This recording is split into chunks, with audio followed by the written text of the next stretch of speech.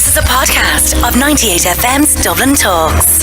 Remember, catch the show live Monday to Friday at 10 a.m. 98FM's Dublin Talks with Adrian Kennedy. 98FM. New figures released actually show, believe it or not, that here in Ireland we have one of the lowest divorce rates in the Western world. One of the lowest divorce rates in the Western world, believe it or not.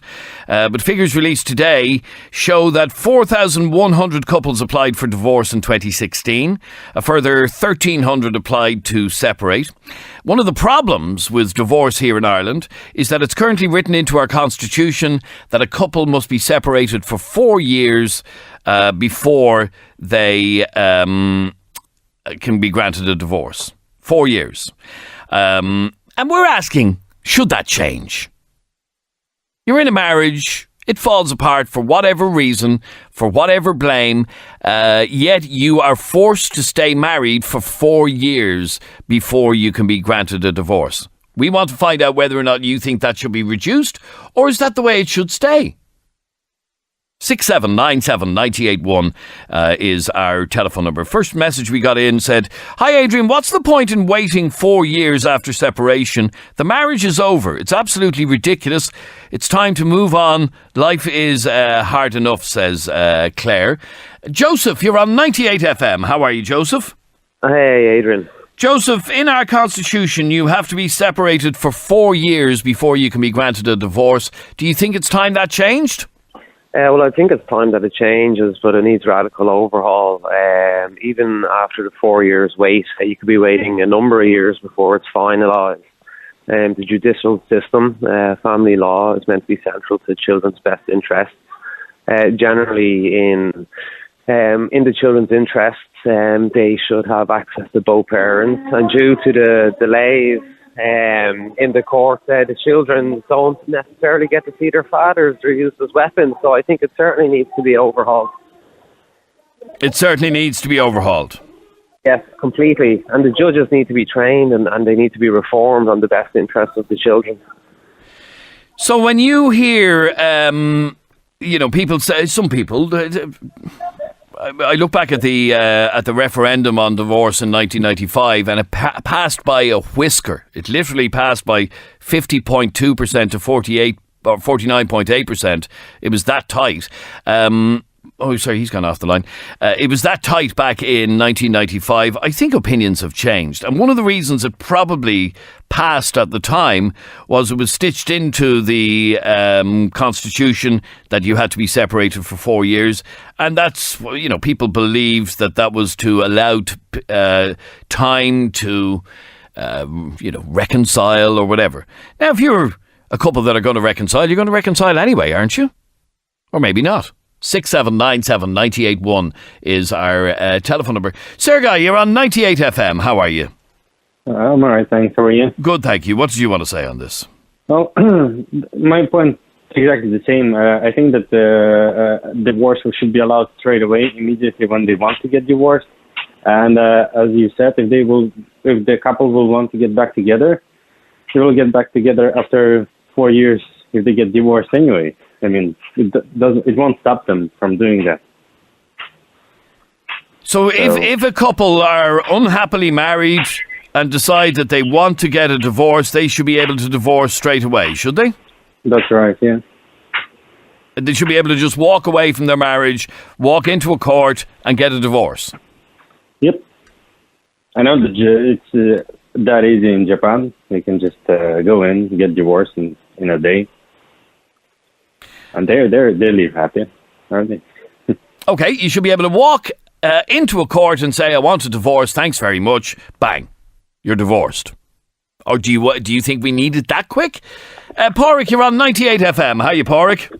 Greetings, sir. How are you? Pádraig, you don't believe in divorce at all? No, I'd be kind of old school in that respect. You'd be surprised to hear, Adrian. I believe we should follow. There's an old saying, Adrian, you make your bed, you lie in it. In this day and age, most of them are living together anyway. But I think years ago, Adrian, people stayed together. And divorce, to be quite honest with you, once it's widely available, it's just an excuse to get out of a marriage, you know? What do you mean it's an excuse to get out of it? What, do you think there are people who are married who go, we have divorce, right, I'm off? Well, it's going to be correct. It's just going to be a bit like once they introduce abortion, it'll be the same thing. These women will have, they'll decide they want a baby for a lifestyle choice. And a lot of these people now want a divorce for a different lifestyle choice. But at the end of the day, once you make your vows, that's it. Adrian, come hell or high water, you stick together, and people are just looking for an excuse to get out. Possibly they fancy the young one down the road, and the wife is not as attractive as she used to be. And let's be honest, that's what a lot of this is about, Adrian. But regardless of what the circumstances are, Pádraig, we do still have divorce. We do still have a situation where even if the husband fancies the young one down the road, he can eventually get out of his marriage. Of course, but like years ago, people stayed with it. Sometimes there mightn't be great marriages, but like at the end of the day, there was a stigma attached to just walking away from a marriage, especially if you had a lot of children involved. And what happens, a lot of cases, as you know, Adrian, is once a second partner comes into that marriage, the children are very, 9 times out of 10, they do not accept the new stepmother, stepfather, whatever the case may be, and they're resentful because obviously biological parents are your biological parents, and a lot of this is selfishness on the part of the adults. When there's children involved, Adrian, like I said, the children are affected mainly by this situation. Remember but sorry, not everybody married has children. Look, 9 times out of 10. No, not everybody married has children. I know of a couple who separated and got divorced 4.5 years later, and they didn't have children. Yet they to stay together for 4.5 years, or they to stay married to each other for 4.5 years. What's the point in that? There was a friend of mine back in the 80s, and he's, cut a long story short, it was a different situation. His mother was a widow, but a new guy came she got a new guy on the scene, and he wouldn't accept her. And he actually give this guy an ultimatum. He just cannot accept his mother being with somebody else. Likewise with divorce, a new guy comes in, or a lot of sons mainly cannot accept a new guy that's not their father with their mother. You know what I mean? And likewise, it's the other way around as well, Adrian. I'm sorry, but I just do not agree with it. We're losing all our moral compass here. Sure as night follows day, abortion's going to be here later in the year, and all our morals and ethics are being completely washed aside by this new fad of, like I say, selfishness, I would call it, Adrian. Selfishness? Correct. So if there's somebody listening to us now who's gotten divorced, they're selfish? Like I said, especially in the Catholic Church, you take your vows. That's it, I'm sorry. Now, I know most of it today is in the old, they're all humanists now, I believe, Adrian. I was under the misconception that we were all human, but obviously I'm wrong. They're all humanists now, apparently. But look, at the end of the day, a lot of these people, they're not taking their vows seriously. They're just, like I said, they want another slice of the action, probably under the duvet. That's to be quite honest with you, Adrian, you know? I have to say that's kind of a pathetic answer to that. Nobody gets married with the intention of splitting up. Okay, everybody gets married hoping that it's going to last for life. It doesn't always work that way, though. It doesn't always happen that people stay together for life. It's unfortunate, but sometimes it just doesn't work out that way. A lot of these cases, Adrian, it's especially with men, they get bored of the wife. She was beautiful and attractive when they got married. 20, 30 years later, everything's going south. And like I said, he fancies the young one round the corner, and he said, geez, I have to get out of this. And look, that's what it's all about, you know. Well, stay there for 1 second, because Alan, you got divorced back in 2015, and you believe that it's unfair of people to have to wait so long. Good morning to you, Adrian. Good morning, Alan. It's unfair. We parted the company after, just short of 20 years married, and I had to stay, we had to stay married, in brackets in the eyes of everybody before we could get divorced. For 4 out of the previous 5 years, which is a load of rubbish. And I was just listening to Pádraig there, the last guy. I was just listening to him. I was wondering how long it was going to take to bring religion into this. And I was watching the clock, and it took 7 minutes and 6 seconds before the religious word in Catholic was brought into this by himself. It's very, very unfair that people should be made unhappy for 4 years. People who are in abusive relationships, people who have had one of the partners have strayed, and they've been having affairs and stuff, and the other partner is not having any of it, and they want to move on, and they have to wait for 4 years. So it's not necessarily the guy, as he says, that gets fed up and wants to trade in for a younger model. Yes, it can happen the other way around. It's the other way around, because I was that soldier. So in that your wife was the one who had an affair. Well, I don't like to talk about these things and such, but I was the one that made the ultimate decision to leave, because I didn't want to stay in an unhappy marriage for the rest of my life. Maybe he might stay in an unhappy marriage. How would he feel now if his wife was beating him up? Do you think this guy should have stayed in an unhappy marriage? What's that guy's name? His name is Alan. Alan. Well, at the end of the day, Alan, did you have children? I did have children. I had grown-up children, Pádraig, but what's that got to do with anything? Well, it's like I said, it's in a lot of cases, it's the children that suffer in cases of divorce or separation, because they're piggies in the middle, and just because of the selfishness of a lot of parents. I've a lot of cousins in the UK, Alan, and you know something? They're all on their second and third marriages. People are not taking marriage seriously anymore. They're walking away willy-nilly, just for whatever excuse. If you're getting beaten to a pulp, that's a different issue. But most people are walking away because they don't fancy the husband or wife anymore. They want a younger model, and that's what it's all about. Well, I have to disagree. I don't know anybody. I know a lot of people who are divorced, separated, parted company, and they just, they're living their own lives without going through divorce. And it's not the case that they just got fed up and wanted a younger model. And it's not always the case where children who are involved in a divorce are affected and they turn out bad, or, all this whole thing that they need counselling and therapy and all this. That's not always the case. So, I don't know your situation. Obviously, you're married or you're not married, I'm not too sure. But if your wife was thrown around town where everybody else in the village, would you stay in that marriage, or would you want to leave and get divorced? Or would you be quite happy to stay there? Or if your wife was beating you up? No, I'm not saying that that's what's happened to me, but I'm just saying in general, because these are cases where people part company for these particular reasons. And as you said, Alan, why should somebody have to feel they have to stay married to somebody who might have cheated on them, for example, Pádraig? Cheated on them? Yeah. Look, that's not an excuse. Look, they're thinking of any excuse to get out of the marriage. Hang on, somebody cheating on you isn't an excuse to want to get out of a marriage. What percentage of people are cheating? An awful lot. An awful lot, I have to tell you, Pádraig. An awful lot. Well, whatever. Like I said, you stick at your marriage. You don't walk away willy-nilly. Okay, stay there. Did you walk away willy-nilly, Alan? I didn't walk away willy-nilly. I stayed for years and years, and eventually I left, because I felt to myself, why should I was, touching over the far side of 40 years old, why should I stay for the rest of my life unhappy? And your children are probably traumatised. No, they're not traumatised. My children are doing quite well. My children are doing quite well. They've gone through their education. They all have very good jobs. After coming out of college, they've all got very good jobs. They're all in their 20s.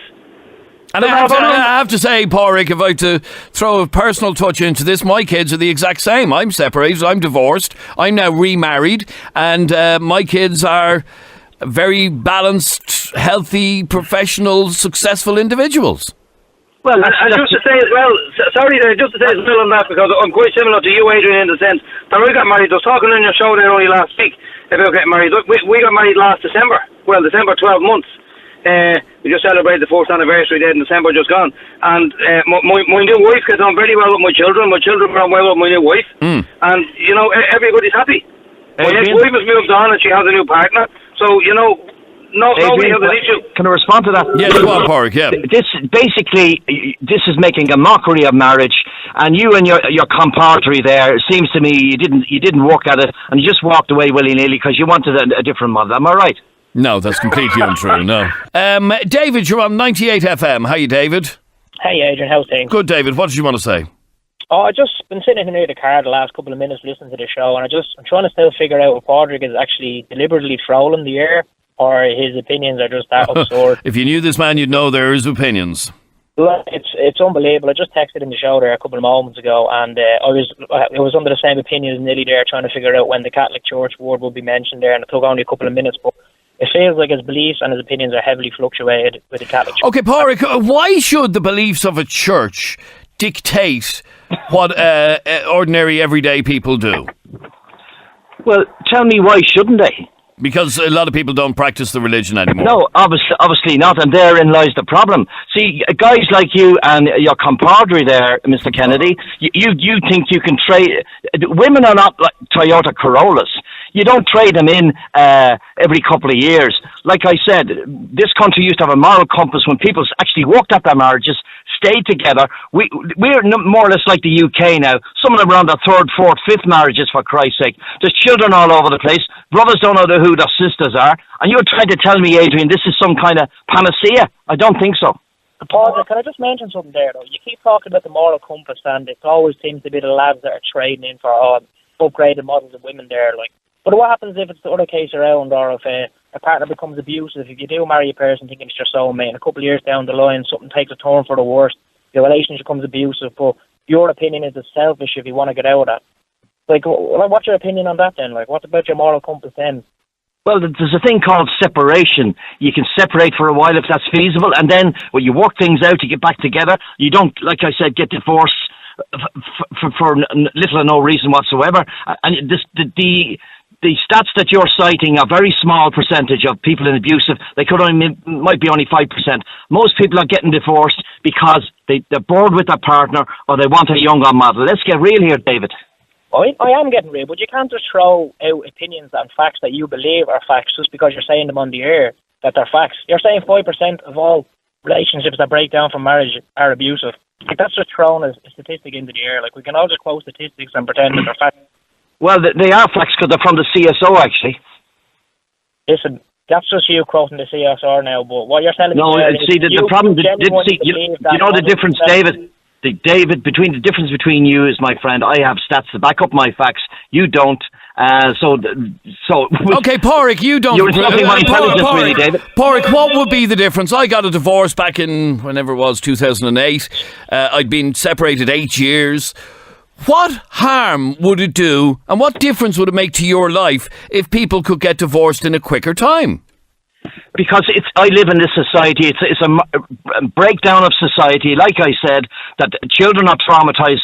The adults are, in a lot of cases, are just selfish because they, like I said, they want a second or third relationship. They don't give a hoot about their children, and they're the ones that suffer at the end of the day, and they're the ones I'm concerned about. Not the selfish adults, but God love them, the children. Okay, the children. Okay, but what about a couple who don't have children? Should they be able to get a divorce? Them percentage of marriages are only about 1 or 2%, and mostly the gay bows. Let's get real here. If you're going to start throwing words like that around, seriously. Very quickly, Siobhan, what did you want to say? Hi, Adrian. I just want to talk to that guy, Padraig, is it? Yeah, go on, very quickly. I'm way out of time. I'm divorced because my husband cheated on me, so does he think I should stay in a marriage like that? Yeah, listening to what he was saying, yeah. Yeah, well, no, that's not an option. So why should I stay like that? My marriage was over the day I found out my husband cheated. And my children are great. They're fine. There's no problem with them at all because they have a good parents. And look, most people would say, no, of course you should not have to stay with your husband if he cheated on you. Padraig, should she have had to stay with him? I'm sorry, look, what's that lady's name? Her name is Siobhan. Siobhan, I'm sorry, Siobhan, but like I said, you took the vows, you make your bed, you lie in it, darling, so I'm sorry for your trouble, but you have to work these things out yourself, you know? Siobhan, let me ask you, have you gotten divorced? I have, yes. And do you think people should be able to get divorced in a quicker time than 4 years? Yes, definitely. Yeah. I think maybe a year, maybe. A year, like a year, right. Maybe, but definitely not 4. Definitely not 4. All right, thank you very much indeed, Siobhan, for your call. Thank you all of you for your calls. This is 98FM's Dublin Talks. The voice of the city. 98FM's Dublin Talks. With Adrian Kennedy. We're live every morning from 10 on 98FM.